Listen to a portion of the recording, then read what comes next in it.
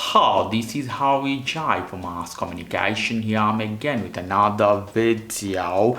In this when I'm going to talk about one of the most important feature of camera in iOS 18, in iPhone 15 Plus.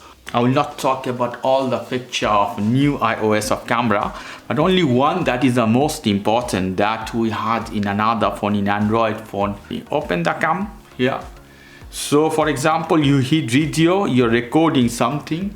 Before, we couldn't pause the video would be one shot, but recently they added a pause button.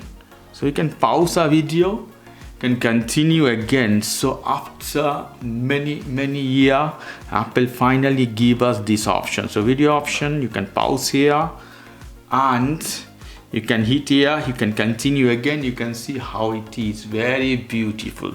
So this is a short video only talking about this. Okay guys, if you like this video, please do subscribe to my channel. Like this segment, please give me a thumbs up. Take care till then, boy.